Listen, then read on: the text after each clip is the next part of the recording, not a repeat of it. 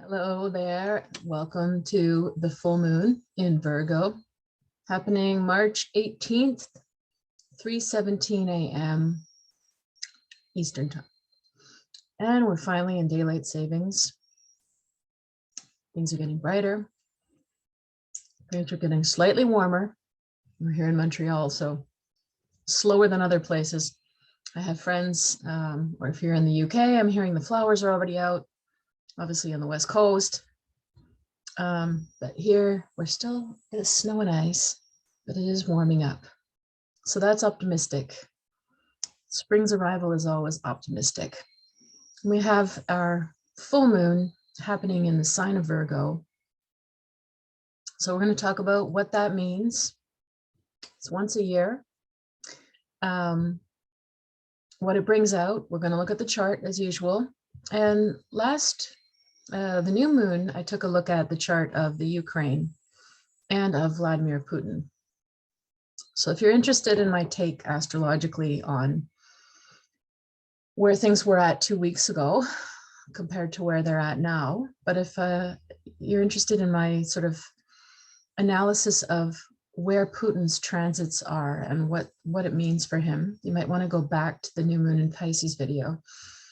Today, what I wanted to do was take a look at the chart for Volodymyr Zelensky and look at his transits and see what might be coming up for him personally, since he's become such an inspiration of courage to people. Where does this come from in his chart? You know, what's going on that could be up and coming. If it affects him, it's also symbolic for what's possibly happening with the country. So we'll take a look at that. We'll take a look at the chart of this new moon, full moon for everyone. And of course the tarot, and then we'll break down a question. Before I get going though, I just want to say that I've got a Patreon channel that you'll find the link to below. If you guys like my free content that I give, then I encourage you to subscribe, support the channel. It's just growing, you know, it's growing all the time, and I'm pretty happy about that. And it'll just help support me to do other things down the road with this channel. You'll also see on Patreon that I have a couple of other programs that are available in other membership community that's going to be connected to my new book that's coming out. My new book is called Vibes from the Other Side, and it's on pre-order, and it comes out on the 3rd of May. So I have coaching programs around my first book, A Little Bit of Intuition, and I have coaching programs coming up for this and the membership community for the Vibes group called Sacred Vibes Community. So if you're interested to take a look and join that or support me, then please take a look at the Patreon link down below. Otherwise, you can visit me at river.rain.info for anything else that you want, if you want consultations or check out other content that I have on the website. Okay, let's get started then. Definitely dealing with heavy energy and heavy topics. I like to burn my sage. I've got a bit of juniper in here, which is sort of the Scottish version of sage. They would burn juniper, and they didn't call it smudging, they called it seining. I hope I'm saying that right. And it's the same thing. It's still, many cultures have purification by smoke, and they use whatever different plants that are indigenous to them. So also I like to burn a little bit of the Palo Santo, even though that's not indigenous, obviously, to North America. But I do love the calming smell. I'll let you see that I'm doing it. It takes a while for it to really catch. And then it's just got a beautiful smell. And I'll just pray for protection around ourselves energetically and around all the people that are suffering right now.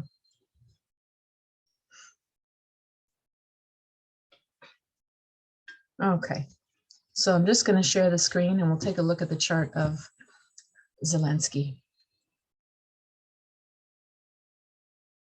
All right. So as you can see, he is an Aquarius, which is interesting. He's got Venus and the sun conjunct or together. This is always a sign of someone who has personal charisma, charm, and self-confidence, and likes himself. Venus is planet of love. The sun is the identity or the personal, yourself. And it's someone who likes himself. We definitely see that. He comes off as someone who definitely exudes a lot of passion and courage. And if you take a look here, he's got Gemini as his rising sign. Look at how good a communicator this guy is. You know, Gemini rising would definitely be very adaptable and could reinvent himself in many different roles. And we know already that he was previously an actor. We've seen clips of him on the Ukrainian version of Dancing with the Stars, doing ballroom dancing. He's strong when it comes to leading and making these incredible sacrifices to his own safety. He knows how to wear many hats. He knows how to adapt to people. He's also got Jupiter here in Gemini right on his rising sign, which just takes those qualities and expands them. So this is a guy who's really good with people. That's just from the beginning read. Now, he has Mars over here in Leo, right at the very beginning.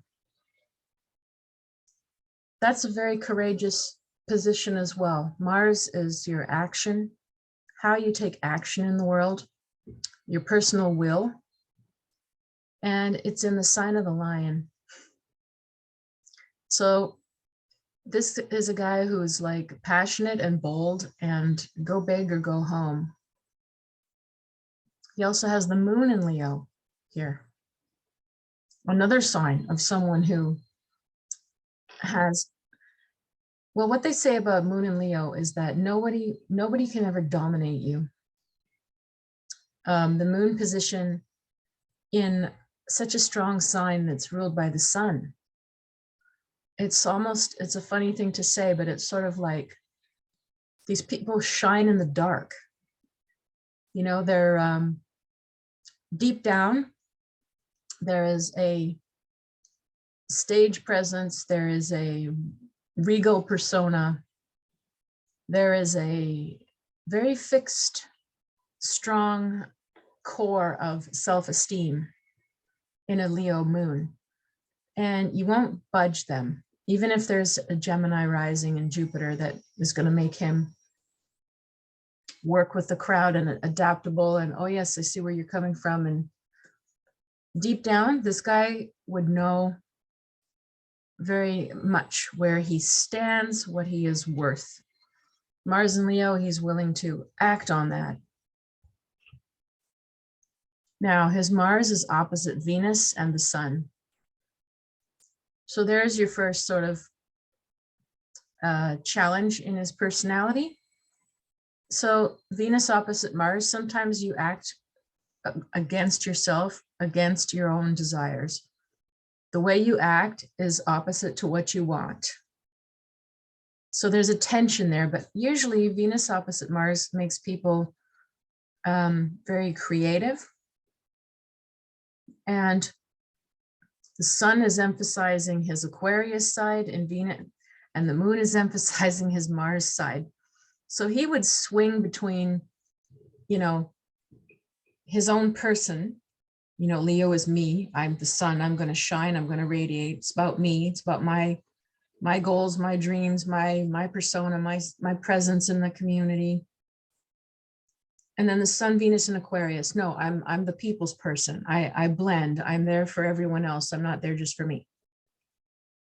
But we're seeing he's doing a bit of both, or he's using the one quality for the other one. He's merged them together. He's still standing out right now, almost like a celebrity, because, you know, we know in plenty of other world conflicts, we don't see nearly so much of the person speaking or on camera or walking around, almost like a film. You know, we're very aware of him, his movements, his speeches, his life, like a celebrity factor. We don't see that with lots of other leaders. And even some that want us to do that, we don't view them that way. But he's got this star power, but he's using it to draw attention to his own country and to his cause. So he's married the two of these quite nicely. He has Saturn here right at the end of Leo, almost in Virgo. So Saturn is your life lesson. Let me just check the degree. Yeah, he's got it at 28. So remember I said, if you've been listening to other videos, that we're in a series of several full moons and new moons that are falling at 27 degrees all the time. So his Saturn is at 28. So it means that, you know, there's a progression of several months of moon cycles that are activating his life lesson. Saturn and Leo, again, it's like, okay, are you here for leadership? Are you showing a nobility? Are you using your celebrity and your influence and your personal pizzazz and, you know, strength and charisma for a higher purpose or to lead, or are you using it for yourself? Well, he's very clearly showing us he's using it in the noble way. You know, I've taught this for many years when we go into talking about Leos.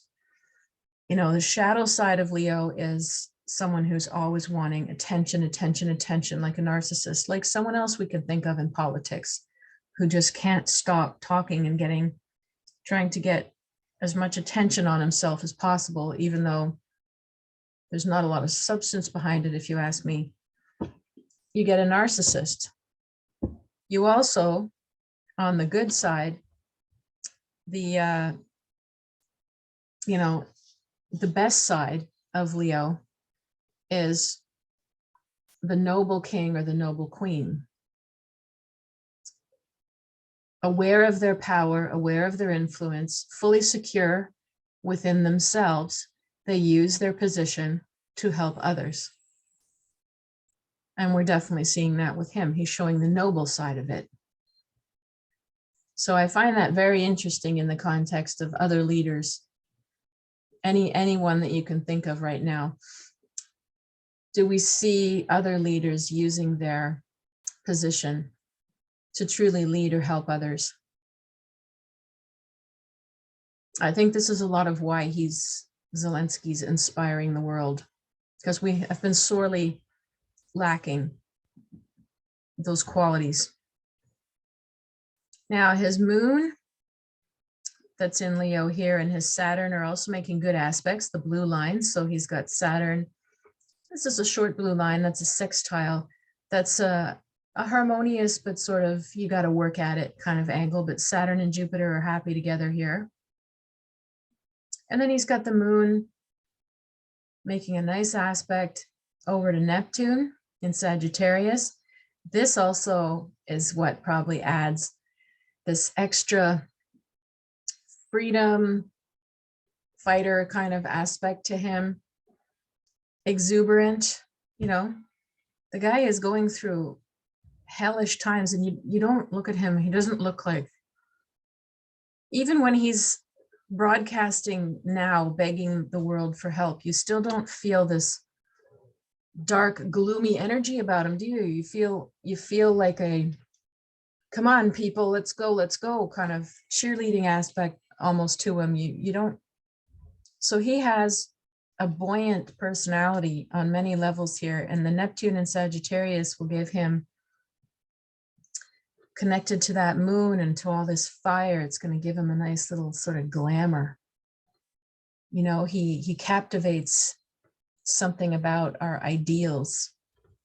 And certainly when it's Neptune and Sagittarius, it's about globalization. It's about, yeah, and it's about freedom. Very interesting here. His moon is also happy here, connecting over to Pluto, which is in Libra, which is a soft sign for Pluto.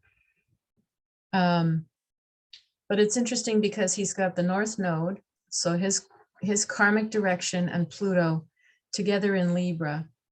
If you listened my last report about Putin, Vladimir Putin is a Libra. And you've got this karmic direction with this life and death, death and rebirth, power energy of Pluto in Libra. I would have to go back, but I wouldn't be surprised if these planets are connecting to Putin's chart, which means the two of these guys are just going to constantly activate each other. If they were in the same room, they're sort of meant to learn from one another. And this would definitely be his karma to transform Libran matters. What does that mean? He's here to transform, could be the arts, but it can also be with Libra, the laws, justice, fairness. This is his North Node. This is the karma he came here to live. So Putin would activate him to go towards his karma as well, because Putin has a cluster of Libra planets. So that relationship activates him to go towards his direction in this life. Potent stuff, guys. Now he also, and this might be one of his hardest aspects here, he's got the moon square Uranus. Uranus is in Scorpio, so he can be very intense. He can be very probably restless. He needs to be active and on the move. He would have a lot of passion. He might have a lot of pent-up energy. He could, behind the scenes, you know, if we got to know him better, we might see that he has outbursts. You know, they could be angry. They could be explosive for good ways too, you know, bursts of energy that go towards taking strong action, sometimes impulsive action with Uranus. If we got to know him personally, we might see like maybe he just can't sit still. He's got so much fire, and then Uranus triggering the moon it's sort of like, Uranus is sort of like when you've got something, you know, you're trying to be calm and there's something always like a bug around. It's agitating. You know, people have to learn to work with this inner restlessness in themselves and find ways. But he strikes me as a very active person that he's not sitting around sulking, you know, or brooding. He looks pretty busy, pretty on the move. So he's got an inner restlessness, and maybe, like I said, this aspect could be like an explosive temper once in a while too. So once again, the guy will fight back. Oh, now he also has one last aspect that's a little difficult, which is Mercury, his communication, which is in Capricorn. It's interesting because this means when Mercury is in a different sign than the sun, as it is here, it makes him more objective than the average person. Also, it will calm down the way he speaks so that it's more practical, strategic, grounded. If it were in Aquarius, he would speak quicker. He would speak more about things that are conceptual. He might not come across as down to earth or sort of powerful as he does, but this Mercury in Capricorn helps him. However, it is squaring off again with these Pluto and North Node in Libra. So it's sort of like anytime he communicates something, it could set something off here. So again, strong words, strong action, strong strategies, strong declarations or pleas, and it's activating this side of, you know, it's not really like, how do I say it? Because this is an inner conflict within him. You know, it can play out externally, but it's within himself. So when he finally manages to say something clear and strong, and here's what we're doing, and here's the plan, he's going to feel this pull inside with Pluto and the North Node going, ugh, you know, am I stirring the pot too much? Was that fair? Did I say the right thing? Did I activate? You know, there's self-doubt in here. There's also the capacity to speak extremely powerfully, in a way that does activate people to do something. You know, there's people that can speak for hours and they might be brilliant, but they just don't touch us to act. And then other people can be ultra simple, but the way they speak gets through to us and we are motivated by it. So there's a tension in his communication that I think is a motivating force. And because we can feel how active he is, he's a mover and a shaker, you know, whether he was the leader of a country or not. I would imagine this guy is like someone you bring in to rally the troops. Literally, he's doing that now, but I mean, it's a euphemism, but he'd be the person you would bring in to wake up the classroom, you know, or get everybody to coordinate. And he'd be able to do it. He's got the flexibility to understand and chat up and charm anybody, and then he can beeline and get people to do things. So let's take a look at his transits now. What might be going on with him for this full moon? So the full moon is hitting here in Virgo. It's not hitting his Saturn. It already passed his Saturn. You know, it's like it only lasts for a couple of days, 2.5 days. So right before the full moon on the 18th. So maybe on the 16th, 17th, he might be feeling the moon conjunct his Saturn. Maybe this, I'd have to take a look at when he made his pleas. He's making an address. He already did with the Canadian government, and now he's going to do it with the US. But so this full moon is just activating his 4th house, which is the house of your home, your roots, your ancestors, your lands. So it's interesting that he's making more of these formal addresses and pleas to help during the Virgo moon. Now, some of the other aspects that are affecting him here, you've got all of these Pisces planets clustered up here now in the skies. You got the Sun, Neptune, Jupiter, and Mercury. Passing through his 10th house, now going into 11. We're going to see everything sort of shifting into the 11th, which is all about communities. It's the house normally ruled by Aquarius. So it's about your tribes, your local groups, your communities, the things you belong to, the responsibilities you have towards the groups. What it passed through already in the last few weeks would have been the 10th house, which is your reputation, your career, you know, your leadership. Now, it's interesting because if you can see, we've got Saturn here, and it's exactly on his midheaven, which is ultimately your career aspect. Saturn on your career aspect, on your midheaven, is something most people will be like, oh, it's an extreme test, you know, and he's definitely going through that right now. You couldn't be more tested than what he's going through. So if you're ever going through that in your life, when Saturn hits your midheaven, you're going to feel very burdened by responsibilities, and you're going to be tested to see what kind of metal you're made from, and how you step up, how you assume responsibility, the qualities of your leadership. Everything is under scrutiny in the public eye when Saturn hits your midheaven. And he's got that exactly right now. I'm sure he's going to pass, you know, with the way he's been conducting himself.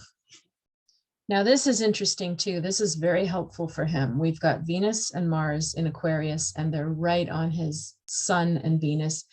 This is giving him an enormous boost. You know, enormous. A couple of planets activating the Sun and Venus, that side of you that says, I know what I want. I like myself. I'm a good person. We're going to do this. And he's got this, you know, the planet of desires and money, actually, and Mars, his will, his action, lining up in Aquarius right now, activating his Mars across in Leo.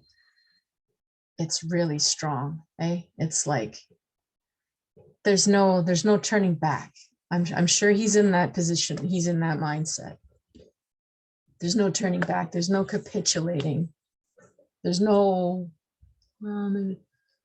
he's all in.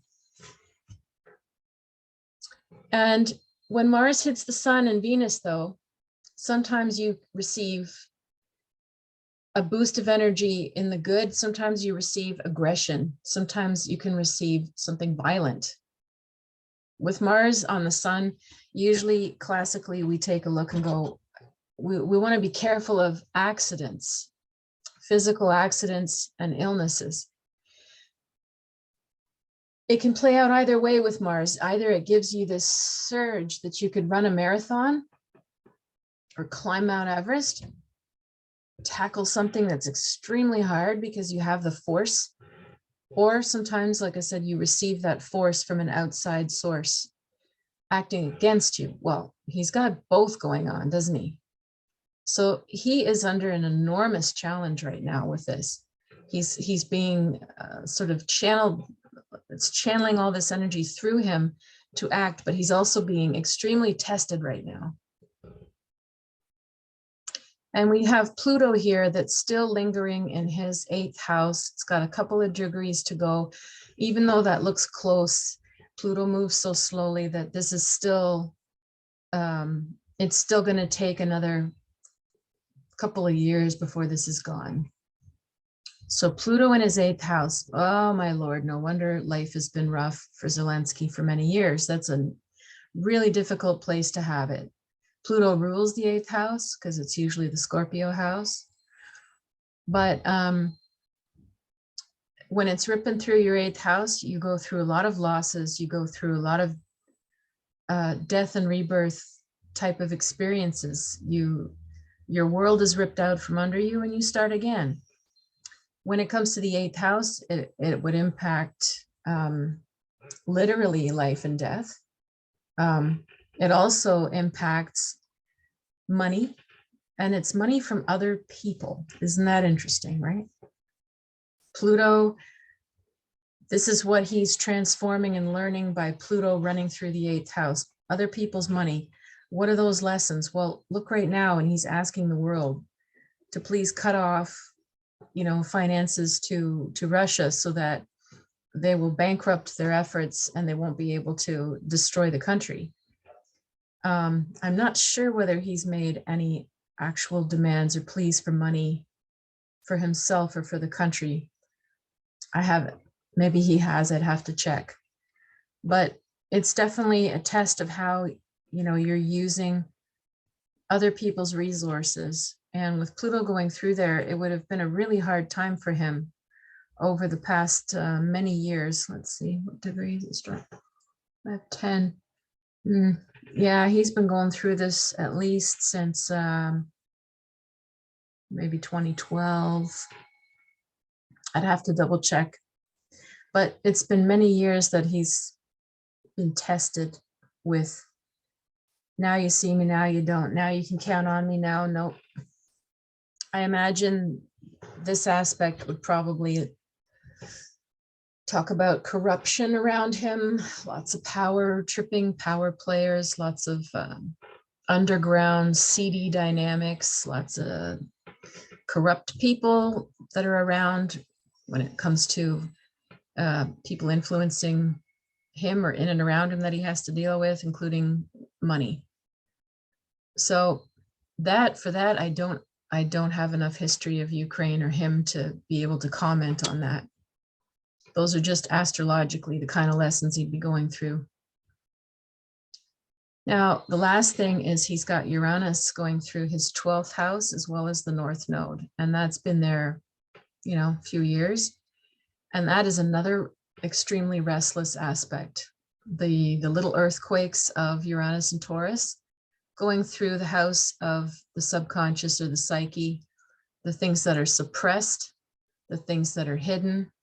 His 12th house is huge. This is going to be here a long time in his life.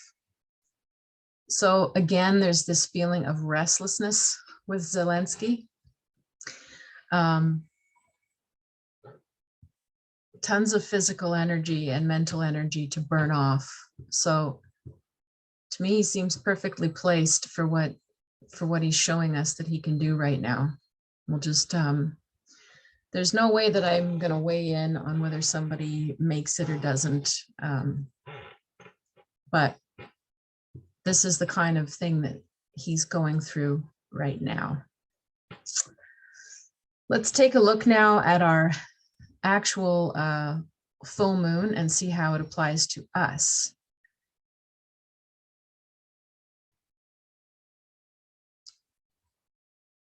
All right, I have to open that window. Whoops. There we go.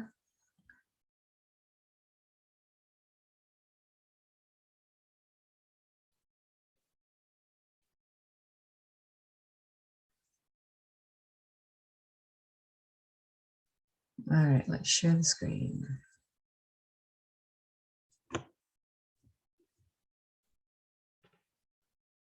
There we go.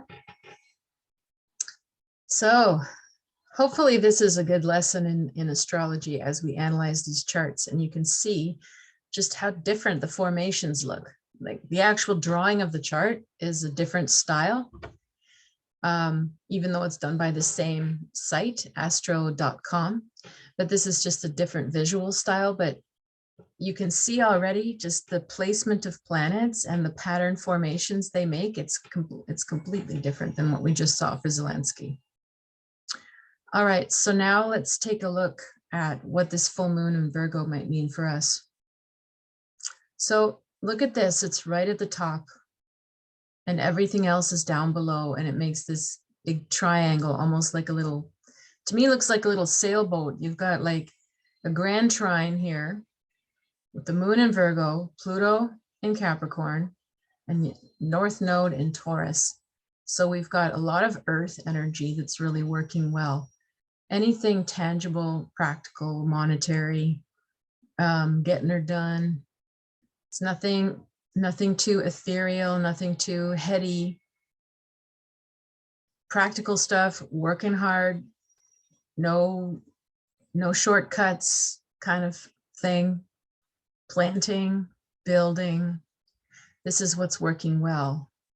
Then we have these, 3 planets that are opposing, and they almost look like little strings or sail, the mast of a ship to me.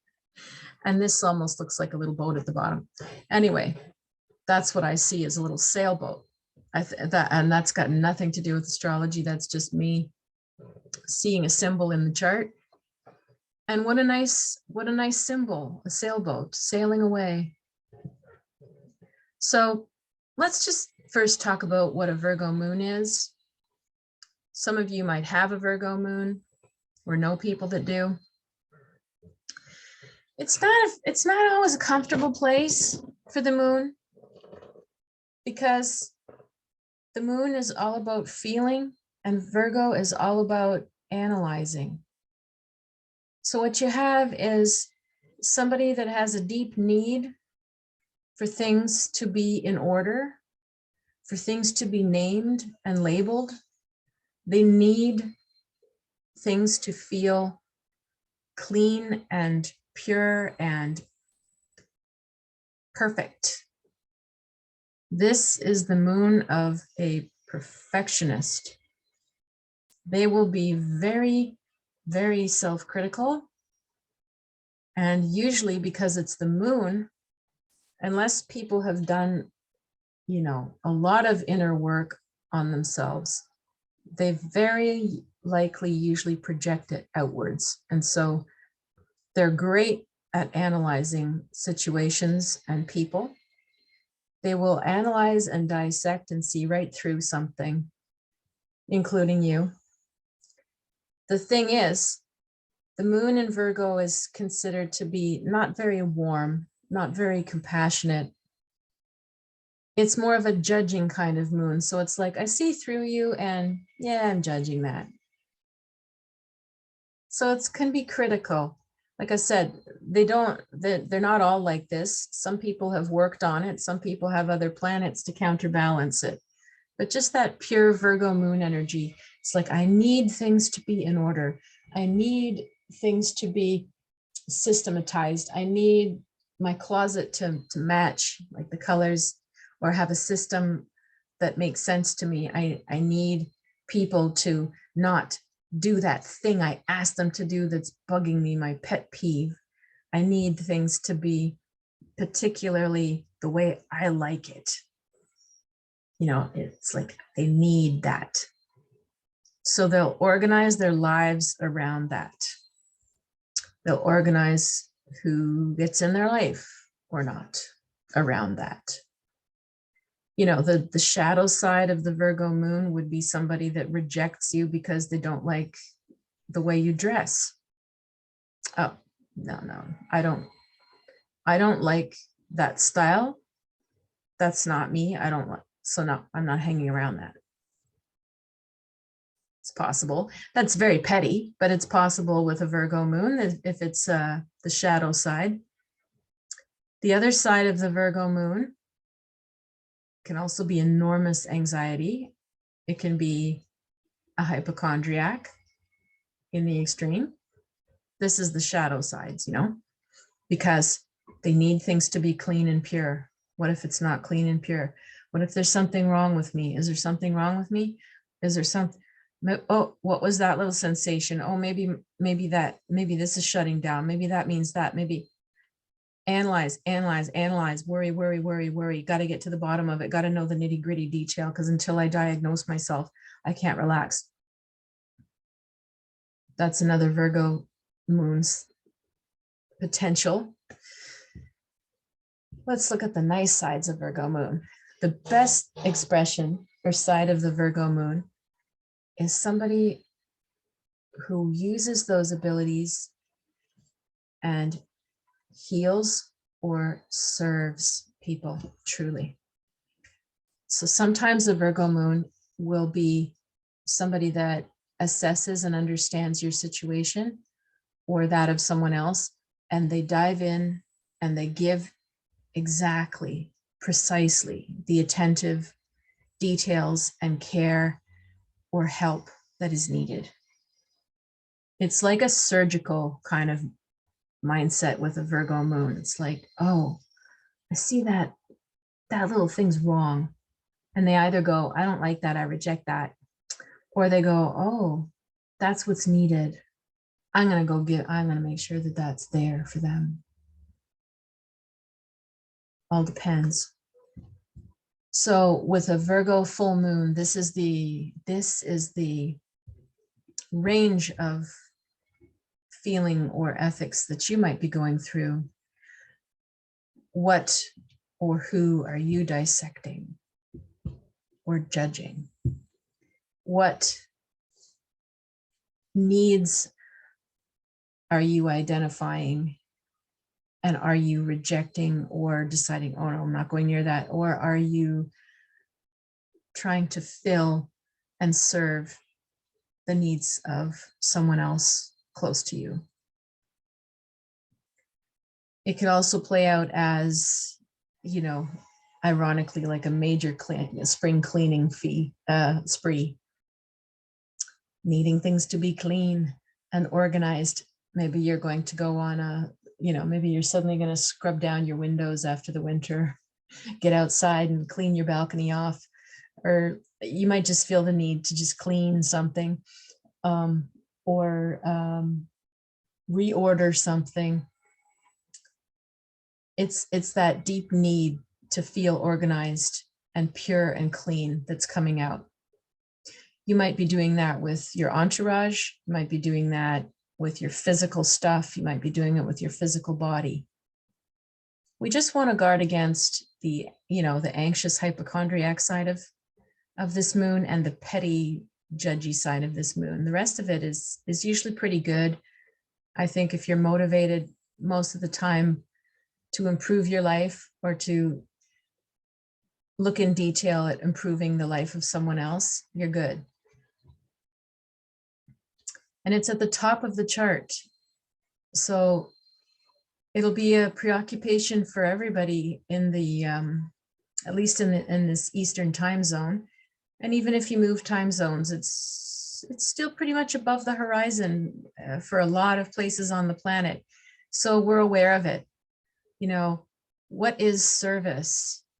That's a big question. Analyzing all the details. How much do you give and to who and when? Very big theme right now with all the charity that we're seeing in the world. Now, let's take it down to this opposite, because full moons are always opposite the sun. Sun, Neptune, Jupiter, and Mercury, all in Pisces, clustered pretty close together. We can't quite call it a conjunction though, because it's 13, 18, 23, 27. So still a stellium, a cluster in Pisces, including Jupiter, Neptune. Oh my lord, this is the stronger pole than the Virgo moon. But it's interesting because the Virgo moon is like up here. It's shining down like a sun, even though it's a moon. And the stronger pull is it's what's at the bottom. Now, Virgo versus Pisces is the classic theme is the victim and the savior dynamic. Who's going to rescue me? Who's going to save me? Am I saving them? Do they need me to save them? Can they be saved? Can they be rescued? The Virgo moon will analyze everything and try to find a way to heal or solve or fix. They'll do their very best. And all this cluster of Pisces planets is going to be very much like this outpouring of charity that we're seeing. I would very much say we might not have seen if we didn't have Jupiter and Neptune in Pisces, in the sign of, basically the sign of the martyr, but also the sign of the Star of Bethlehem.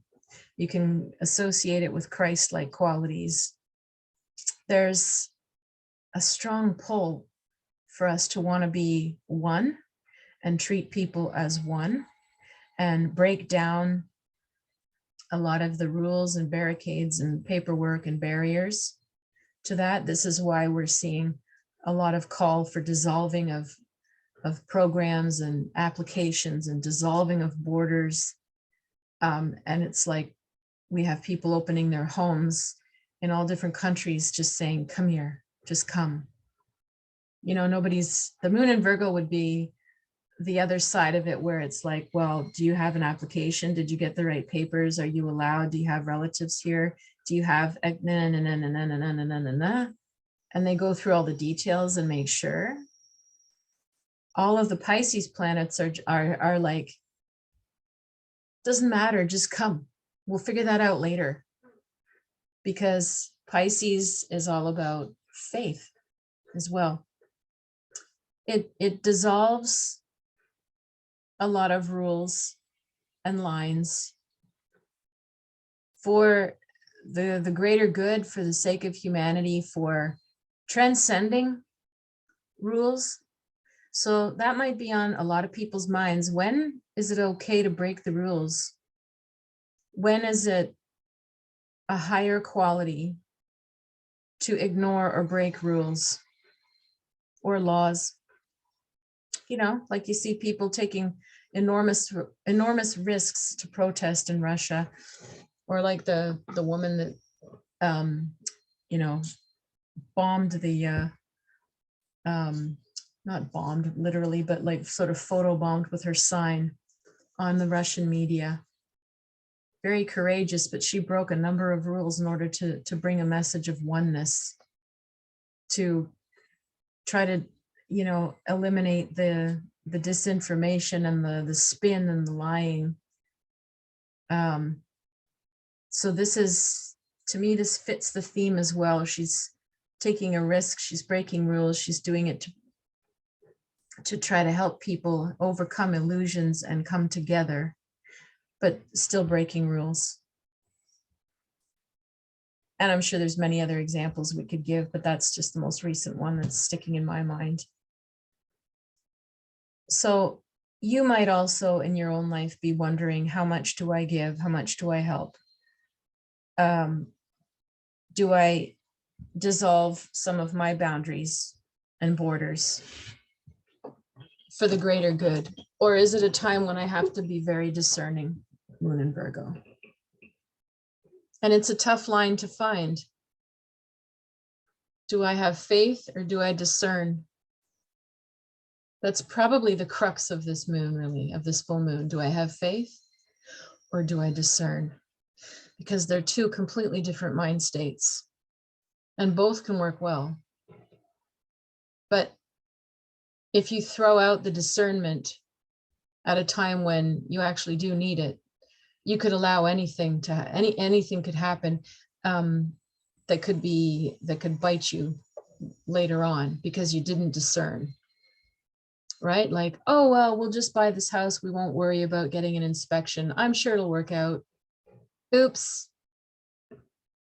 There's mold. You know, that would be one way where the Virgo moon would be like, no, we're not moving without an inspection. I don't care how good it looks on paper. And then sometimes the discerning is too heavy, right? Oh, well, what restaurant do you want to go to tonight? Well, let's just check the menu and see the price of, and compare. And people are like, oh, for God's sakes, let's just pick one. Doesn't matter, right? Sometimes the moon in Virgo is just like so much on the details and overly discerning, and then can't move forward. And at that point, you need the opposite. You need the faith. Just pick a restaurant. It's okay. Or it's not life or death. We're going to be fine. So that's one down-to-earth way where it might be playing out in your life, discerning or faith. Could play out certainly with relationship issues. Could play out with bold moves that you're thinking of making. Let's take a look at some of the other planets in play then, because we said, you know, this beautiful little sailboat configuration. Well, the top of the sail is the discernment. Pluto and the North Node are working well with this earthy discernment energy. This is the best energy in this chart, is the discerning factor. Now, what supports the faith factor here, all the Pisces, is the South Node in Scorpio. But the South Node is the past direction. It's not the future. It's not where you need to be going. Where you need to be going is the North, which is Taurus, and that's connecting to the discernment factor. So that would sort of lean more towards discerning in this chart than, oh, well, it'll be fine. The next thing we want to look at here are some of these other aspects. We've got another cluster of planets here. So we sort of have two stelliums. We've got Saturn, Venus, and Mars in Aquarius. And it's squaring off with our nodes. Squaring the South Node in Scorpio, squaring the North Node in Taurus.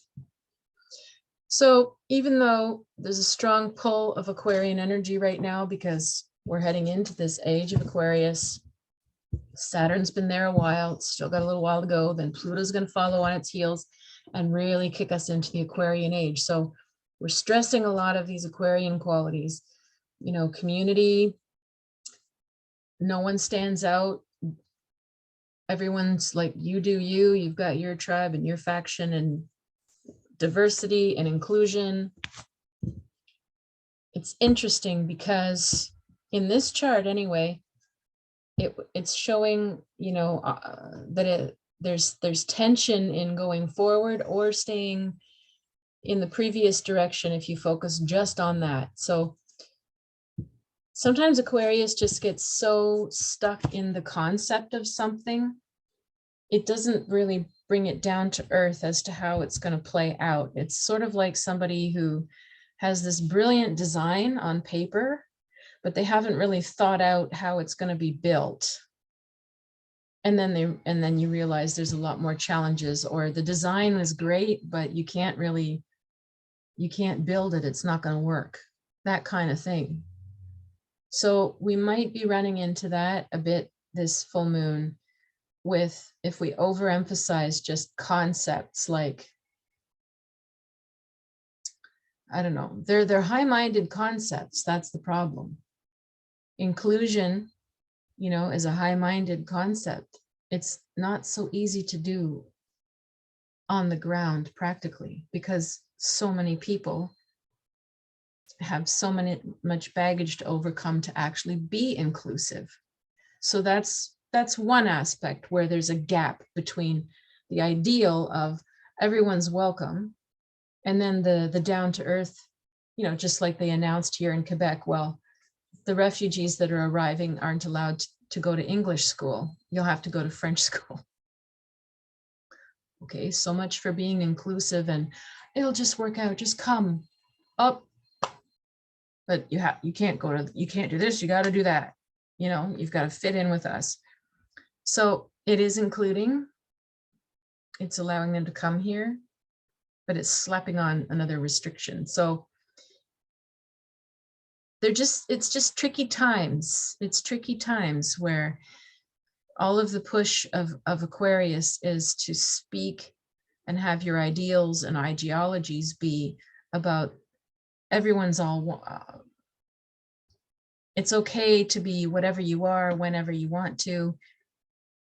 Everything is accepted and everything is fine and everything is sort of normalized, no matter how different it might be. Because Aquarius wants to include all diversity and normalize it into one society without getting all upset about hierarchies and dissolving hierarchies and stuff. But at the same time, there's just too many people on the planet who aren't there yet. So this full moon would sort of lean towards, because there's tension in maintaining just the high-minded ideals, and there's some opposition to the Pisces side that just wants to dissolve everything, not think about it, you know, because all of the stuff we mentioned with Aquarius, theories and thinking and renaming and reordering and philosophizing about a lot of stuff, Pisces comes along and it goes, oh, I'm too tired to think about that. It doesn't matter. If I feel it, I'll do it. If I get a good intuition, then that's the right thing. I don't want to just dissect it anymore. It's too heady. But then Pisces can run into problems if they missed a detail or they didn't discern. So my overall feeling for this moon is to stay more with the practical discernment side. Let's not go into the hypochondriac side. Let's not go into the judgmental side. Let's go into the service side of the Virgo moon.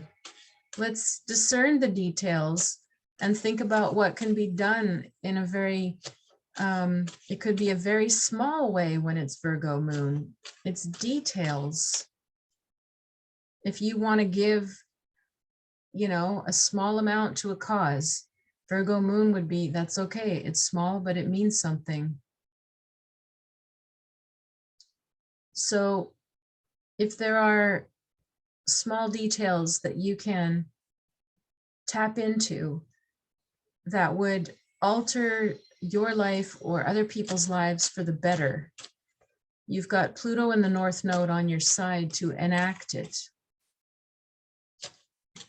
And of course, we want to emphasize all the Pisces planets that are lovely right now, where for the most part, you want to just open and dissolve any unnecessary rules and borders and red tape that's there, if it's unnecessary, if it's blocking, you know, an act of compassion. But we just don't want to lose the element of discernment in there too.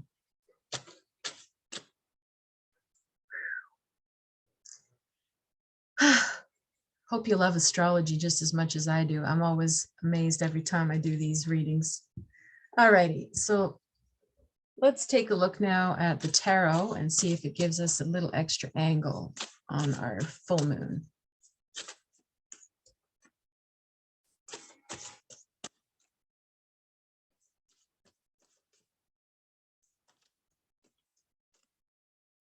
All right, so here we go.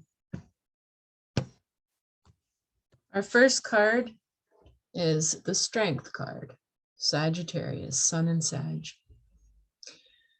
Now, the Strength card, you'd think it would mean, oh, I'm going to be strong. Yeah, it's more that you need to be strong. This card usually means, because it's a 9, it's close to the end of the cycle. It has won its position, whatever it has, and now it has to safeguard it and hold on to it. And that's where the strength comes. You know, just like somebody who's successful, they've made it. Well, now how do you maintain it? It's a whole other skill set to maintain it. Maybe you've succeeded, I don't know, at anything. Maybe even well, in my case, I've lost some weight. It's not just going to magically stay off. Now I have to find another side of myself to maintain it. And that's where strength comes in.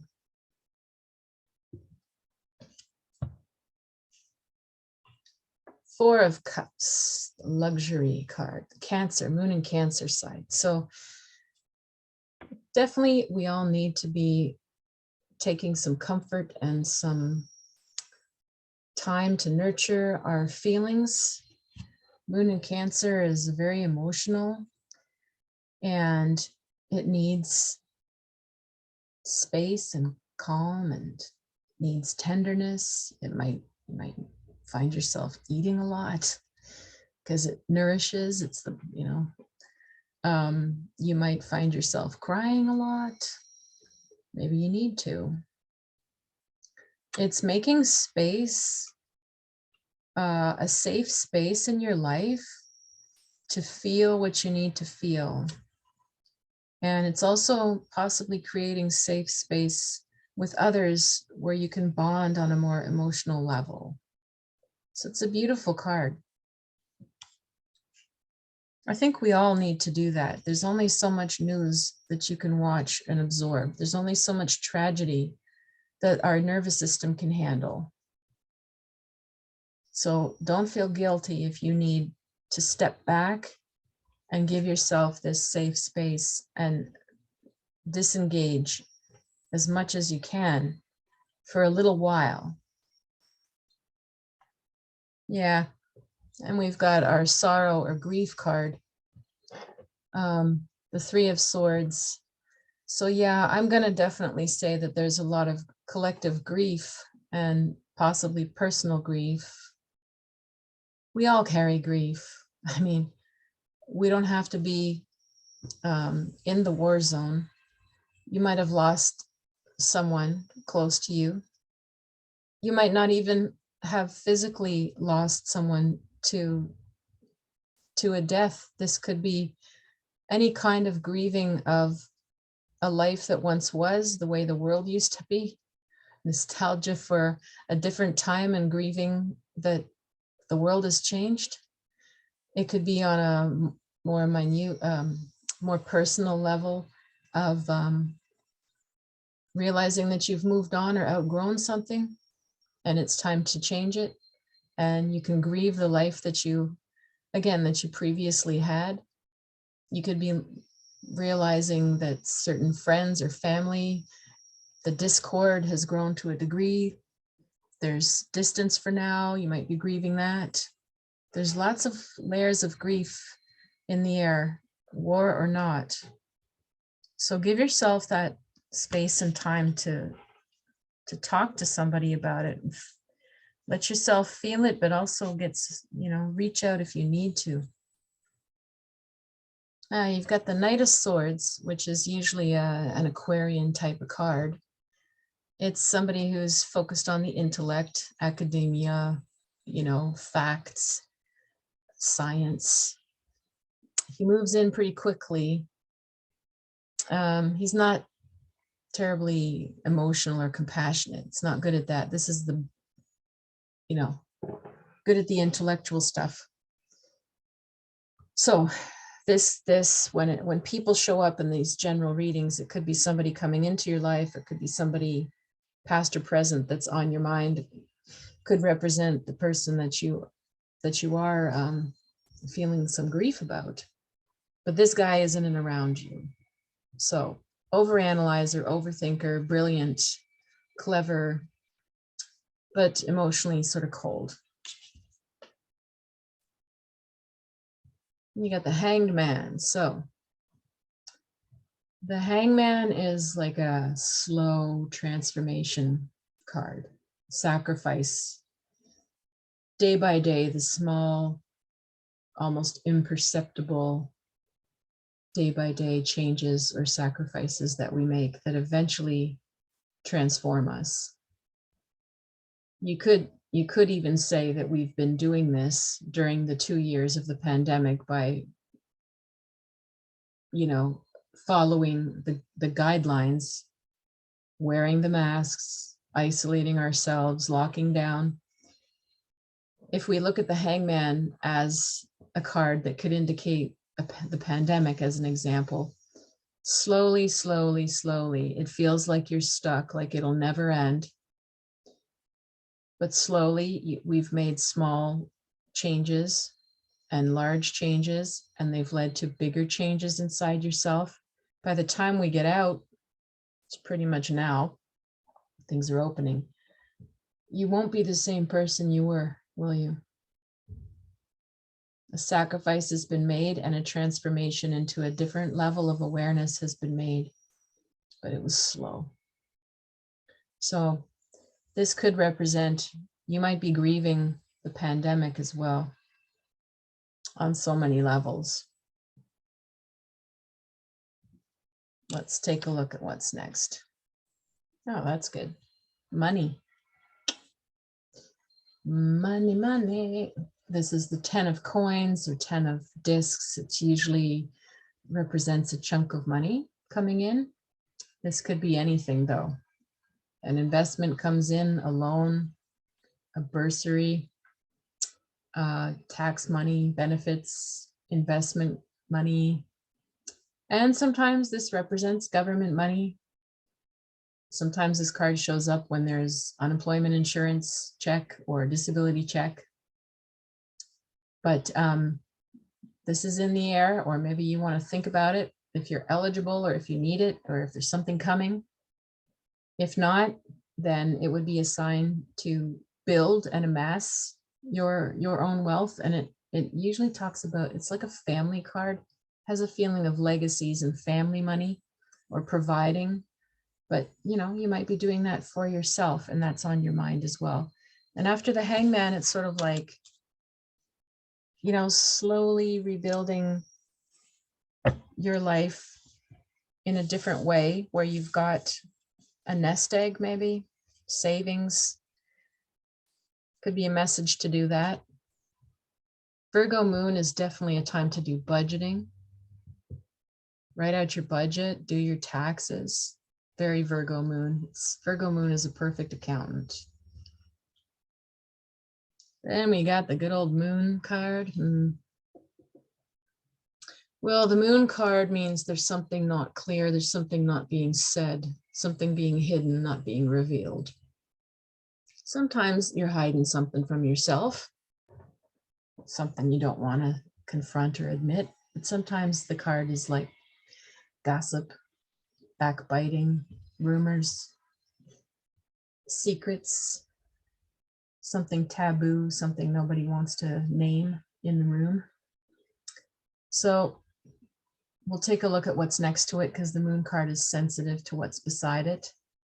But if you've been feeling any sort of funky vibes from anyone, no, you just trust your intuition. Maybe there's something there not being said. Doesn't mean it's against you, or somebody's going through something. They're pulling away. You don't know why. It can be very personal and nothing to do with you at all, but you're feeling this. What the hell? There's a weird vibe around this. What happened to our relationship? Why is this person? Why? You know, if you're getting any of that, sometimes this is like nasty and deceptive, but sometimes it's just people going into altered, weird, funky states of mind or dreamy states of mind, and it's not clear and they can't articulate it. But it's in the air. Things that are hidden. And the next card, the 5 of Cups. So there's disappointment about, next to the Moon, you might feel disappointed by, or feel like you need to let go for a little while. Mars and Scorpio on this card, you feel maybe, do you feel betrayed? Do you feel sort of played or deceived in some way? We got to be alert for that. So let's look at our last card. And we got the Prince of Swords. So we have the King and the Prince. Well, the Prince is like the immature version of the King of Swords. He's usually very clever and charming and witty and adaptable and very scattered. You can sort of see his body position is just so uncomfortable. He's all contorted, but he's got people who are sort of on the ground, like sort of slaves, but he doesn't even know what he's doing. So this is a sort of tormented but clever character, clever person that you wouldn't rely on him. He can also be like a con artist, He's somebody that can pull the wool over and sell, as they say, sell an igloo to an Eskimo. Terrible example maybe, but that's the first one came to my mind. They can, he can sell you anything. He can smooth talk you into a lot of things. So with the Moon and the disappointment card and money around here, I would say to people to be careful right now of anything that seems too shiny, too good to be true. Like people who talk too fast, or it seems too wonderful what they're saying, whether that's about crypto or a brand new house, or just getting a bad feeling about giving a commitment to something with a lot of money right now. I'm going to pull more cards because that was depressing and I don't want to leave it there. The Knight of Wands is after that. So there is someone around who can clean up the act and help you, and definitely put their foot down or stand up to this behavior. So don't be afraid to call it out or report anything if this comes up. Then we've got our worry card. I won't even need to describe why worrying. And then we've got the Hermit. Okay.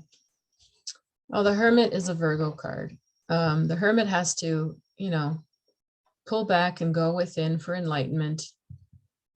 It's got to look at things a little deeper, in solitude, and enjoys the solitude and gets insight in the solitude. And you're probably saying, oh, we've had enough solitude. Don't tell me to do that anymore. I've had enough introspection. Thank you very much. Well, to me, this would go hand in hand with our message in the chart about discernment, versus, oh, it'll be fine. So whether there's someone new in your dating life, whether there's somebody saying, I've got this great timeshare, you should come on vacay, just go for it. Whether someone's telling you to just leap without looking, quit your job, or do it, like anything that's like a little too wide open and too good to be true, I just want you to pull back and go, wait a second here, and really discern before you jump.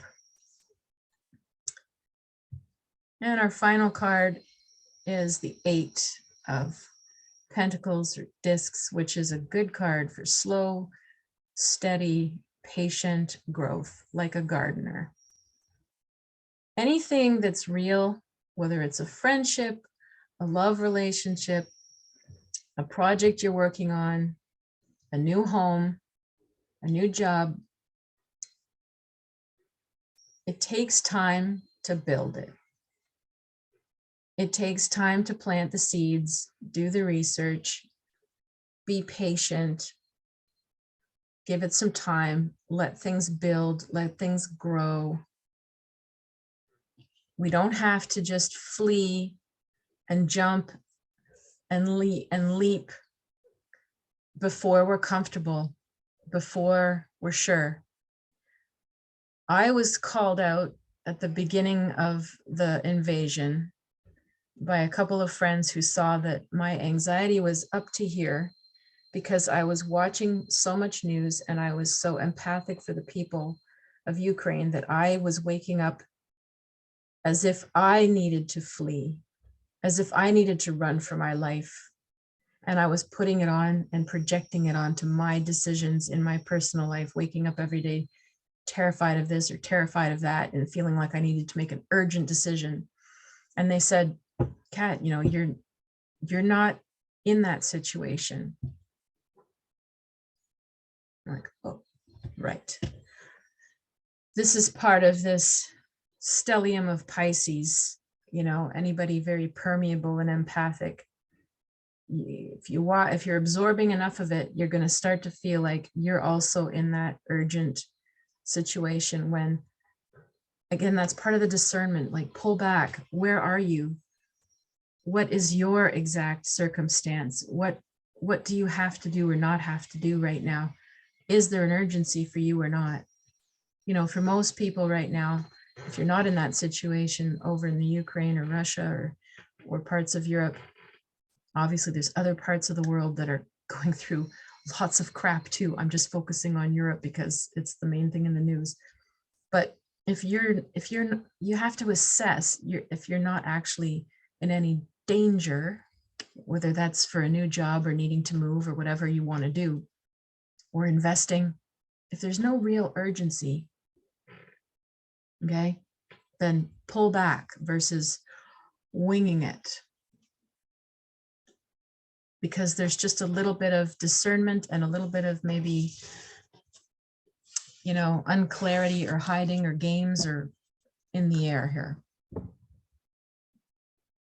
All right, let's take a look then with the signs, with each sign.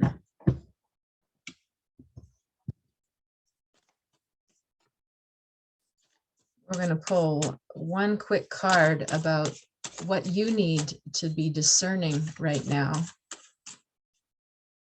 Where do you need to be a little more careful, just in case something comes through that I can help you with here? Aries, where do you need to be more careful, Aries?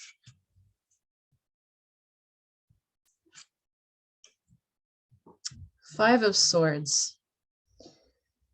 Well, you need to be careful with just being, with conflicts, with arguments, with saying things, you know, that could cause arguments, saying things off the cuff, saying things, you know, getting involved or getting in the middle of other people's fights and conflicts. Five of Swords is usually like too many cooks in the kitchen. There's too many people weighing in. There's too many differences of opinion. It's just like a nasty, petty arguing, fighting. People can break up. People can, stop talking to each other. So it's saying just to be discerning of what you say, what battles you pick, what you weigh in on. You're going to have to be careful with your words with the Five of Swords around. There's a lot of discord in the air, and you don't want to be in the midst of it if you don't have to. Taurus, where do you need to discern or be careful? King of Cups. So this would probably be with someone around you. King of Cups is very sensitive, sentimental, has a romantic type of temperament. So believes in romance, believes in ideals and dreams, can be very creative, could be living in the past, can be very sentimental. So if you feel this describes you, then maybe you want to just be careful or gentle with yourself. Otherwise, it's sort of saying if there's someone around you like this, you want to treat them with a little more care or kid gloves versus just sort of,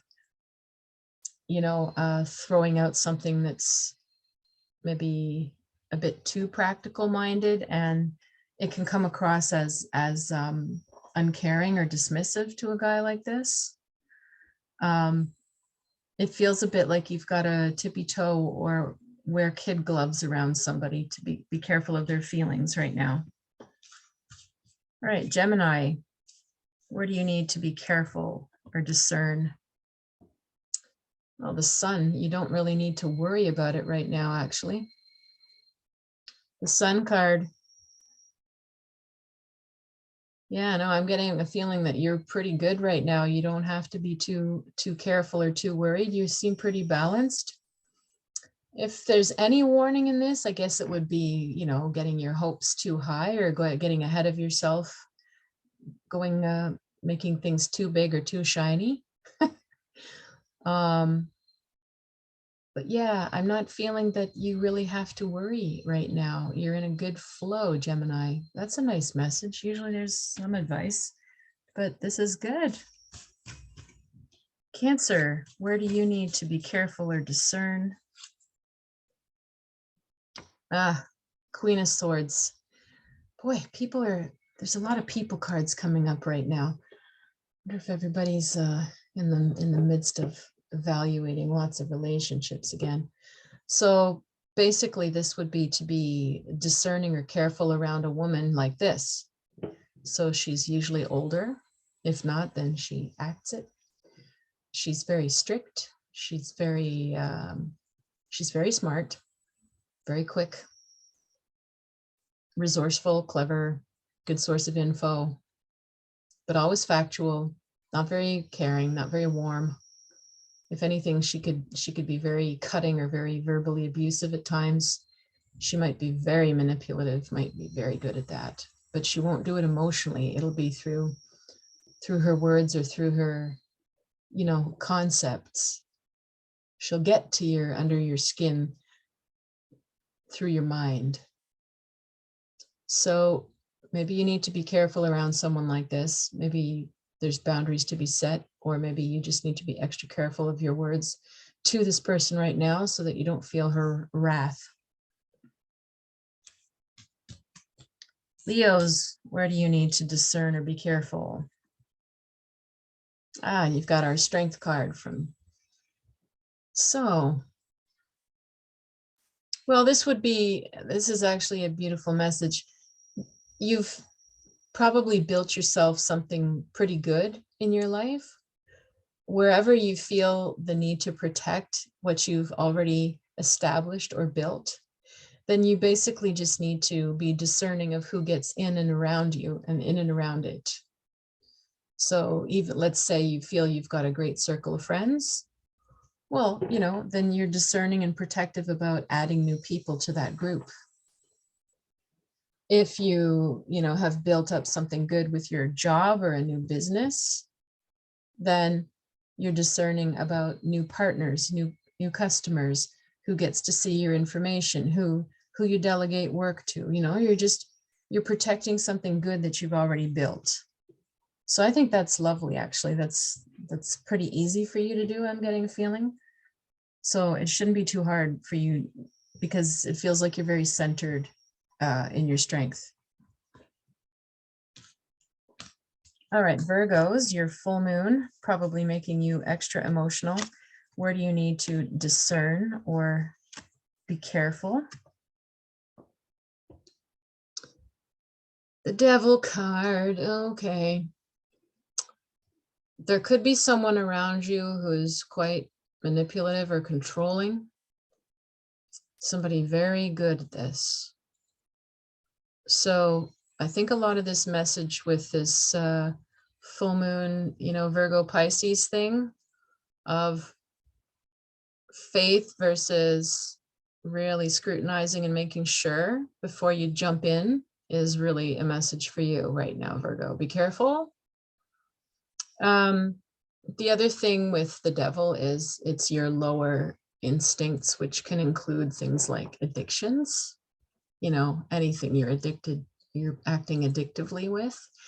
Be more discerning of that. So if you've been going overboard with food or video games or alcohol or whatever you're doing, just want to be careful to tame yourself with it, not overdo it with the Devil card. Otherwise, anyone who seems too seductive or too good to be true is. All right, Libras, where do you need to be discerning?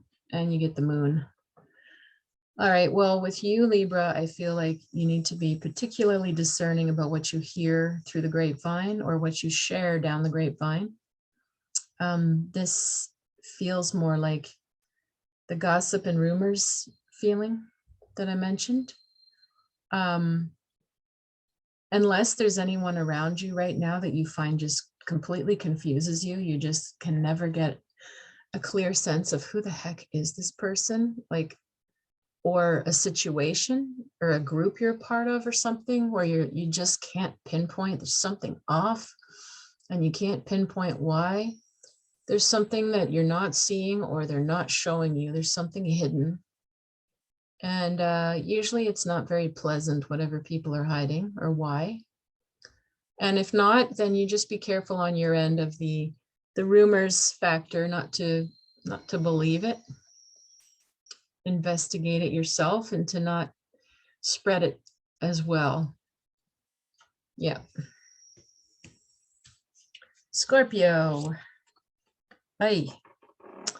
Well, where do you need to discern or be careful? There's a feeling, this is also not a nice card. It's probably a bit worse than the moon.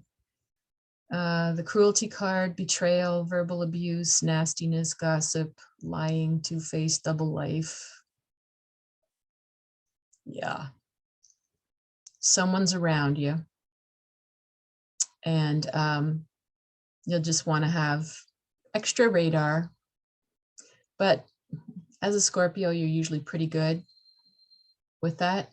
You probably already know or sense who or what this is. It doesn't mean that it's a threat.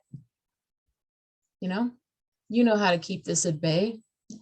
You know how to detach. You know how to maneuver. This could be something where you are tackling it or getting involved or confronting something that you just don't find ethical or right on behalf of others as well. It might not be personally that you're there's some snake in the grass in your life and you didn't see it. Very likely the snake is around you and you're like, yeah, I know you're there, snake. And now it's more like, what am I supposed to do to remedy it or avoid it? But yeah. Sagittarius, what do you need to be discerning of? We're getting all these nasty cards right now. Well, a Virgo moon will bring out all the little nitty-gritty details of things if we're missing them. It'll bring out the hard stuff. So analytical and precise. So Sag, What you need to guard against or be discerning of is Saturn in Pisces, a lack of faith, a lack of faith, a lack of belief in yourself, in others, in the world, getting hopeless, feeling like, what's the point? That's like the antidote of what you are when you're doing well. So don't let yourself go there. This is sort of like a message to discern.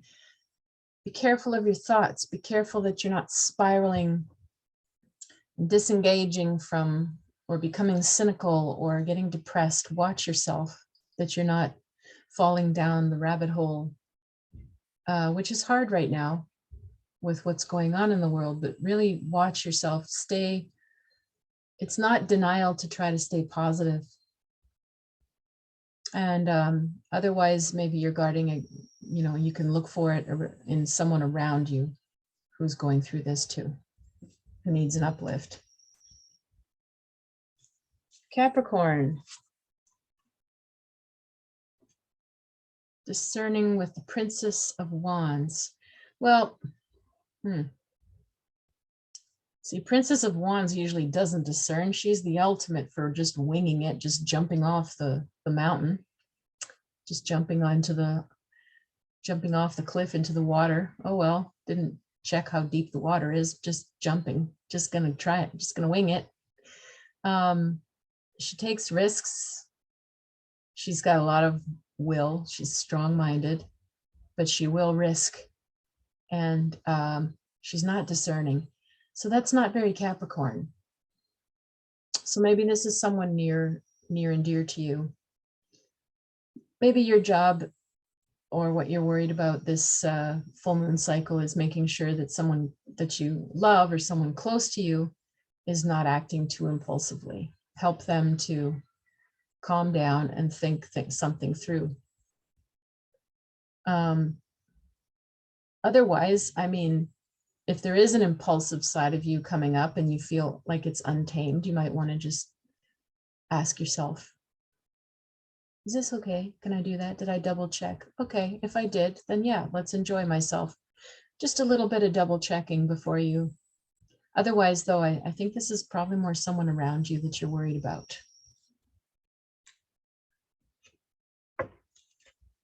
And Aquarius, what do you need to be more discerning of or careful with? Well, this is with work. But this is usually a really good card for like full-time, productive, busy, if anything, possibly workaholic. So if you need to discern with work, feels to me like it's more on the level of, are you overworking yourself?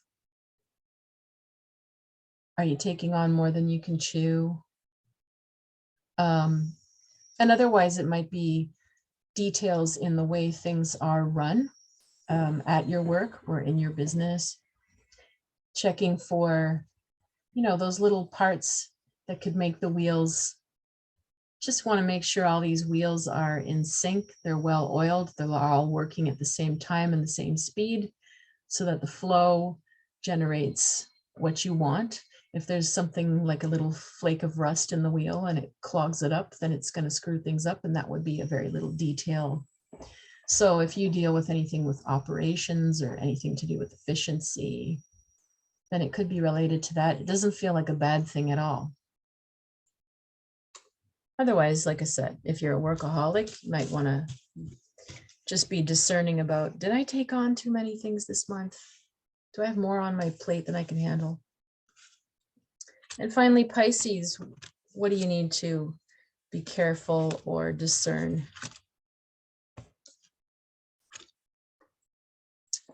All right, well, you've got the Magician. I'm going to say for you, it would be, again, like any idea or project or person that seems like too big and shiny to be true. Magician can be, a wonderful entrepreneur, salesman, artist, musician, somebody creatives who seems just so inspired, larger than life. It could also, in our day, apply to someone who seems like a guru or an online teacher, or someone who says they're just, if you feel like there's an inspiration and a pull and like a push from them and like a, come join my big shiny program, kind of thing. Step back before you pay for it, okay? Check them out. Check them out. Not saying it won't be a go, but before you sign up or before you support the person's project or jump on board and volunteer or whatever you might be inclined to do, just double check who they are. Well, every moon is different. This was an interesting read. All of us have a lot on our minds, don't we? We really do. The pressure that we've had during this pandemic to go within and to reinvent our lives and to make sense of a new world is enormous. And I just want to acknowledge that. This has been very difficult and sometimes productive inner excavation that has been very hard, like a rehab, one day at a time. And we're still in it. And the age of Aquarius is still going to be putting us through feelers for a new world, a new structure. And all of us are still going to be questioning, who am I? What do I want? What are my values? Who do I fit with? Where do I want to be? Is it time to throw out what I was doing before? Do I like where I'm at? Do I want to do what I'm doing? Do I want to be with who I'm with? Everyone I know has got a lot of things thrown into question. So if you need any kind of personal guidance with that, and you would like to come see me for a reading, then you can message me below in the comments, or you can reach me at river.rain.info. I hope your full moon turns out well and gives you some insight. Stay safe, rest, give yourself a window of disengaging and comforting yourself as you need to. All right, we'll see you next time.